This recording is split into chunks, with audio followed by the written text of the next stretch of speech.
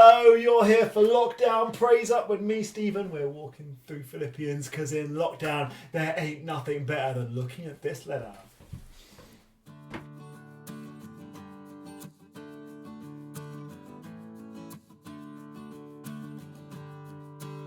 Tuesday, question worms time. What's the musings on my mind today? Well, right, why do you never see birds having like air-to-air combat?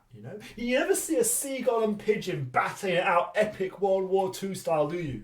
Maybe you have, but I've never seen that. And I want to see it. It'll be funny. So why do birds not have air combat? Tell me, please.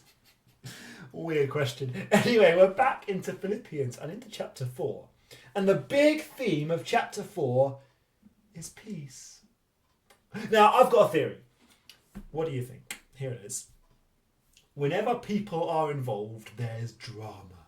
That's my theory. My theory is that whenever people are involved, there's drama because we humans, we love drama. We love knowing about it, we love seeing it, we love being involved in it secretly. That's why we watch so much drama on TV. Now, I learned this through living in a house with about 22 other 18 to 25-year-olds. Now, that was serious drama. We had it all, like love triangles and actually love pentagons even, like laughter, arguments, factions, squabblings, all of it was going on. Drama! Whenever people are involved, there's drama, right? I'm sure you know that. And actually, that's true in churches too.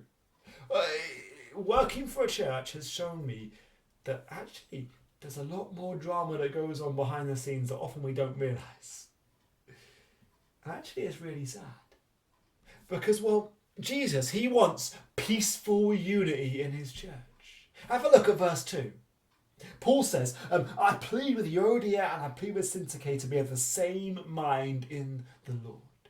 These are two women who are churchgoers, heavily involved in the church in Philippi, and they're having an argument. And Paul calls them out on it. Like, in our Bibles, 2,000 odd years later, we know they were having a bust-up. Isn't that shocking?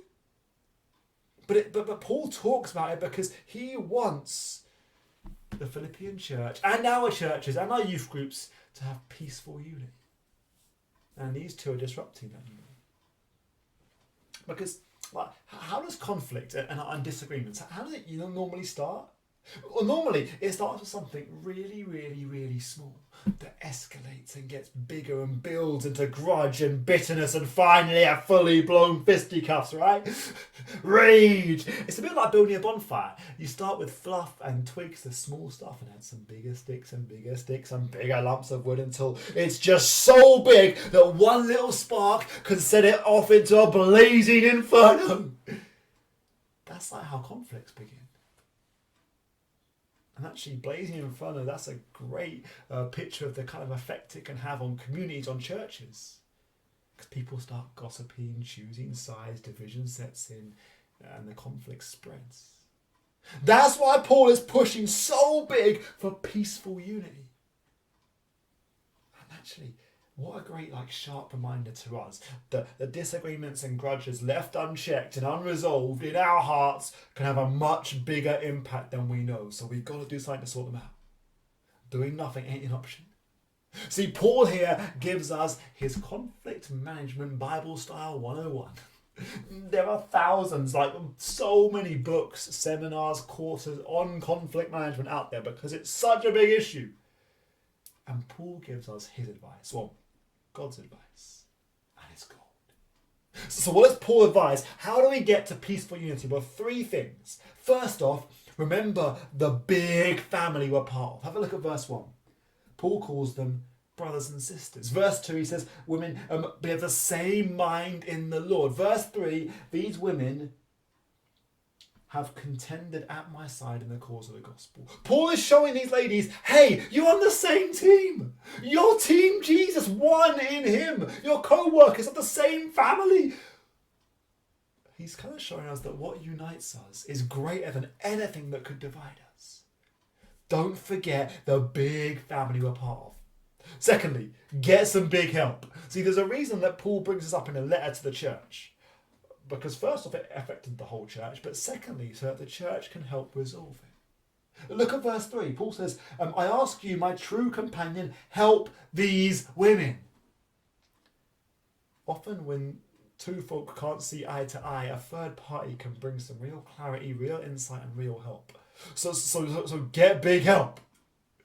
And thirdly, see the big picture.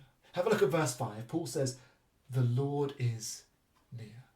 Verse 4, your names are in the book of life. That's why it says, verse 4, rejoice in the Lord always. I will say it again, rejoice. He's like, you've got eternity to look forward to. So don't, see the big picture. Seeing conflict next to eternity, we realise how small and stupid our arguments are. We have reasons for joy, not for conflict. And also, for these two ladies, Paul's reminding them, hey girls, you're going to spend eternity together.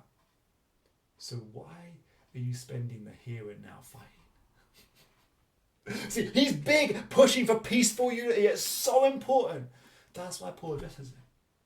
So for us, is there someone that we need to start moving towards in peace? Is there someone in youth group, in church, that we blank or ignore or have some kind of grudge and underlying tension with? If there is, don't do nothing. Don't let it become a raging, blazing inferno that affects the whole church, whole youth group. Make steps to move towards peaceful unity by remembering that you're part of one big family.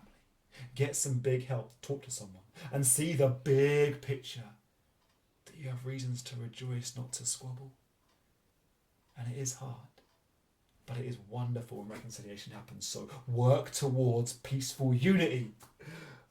Let's pray. Father, we want to be people who are peaceful and united like you are peaceful and you're united. Help us to resolve conflict and not further conflict. Amen. See you tomorrow for a sneaky extra lockdown praise up.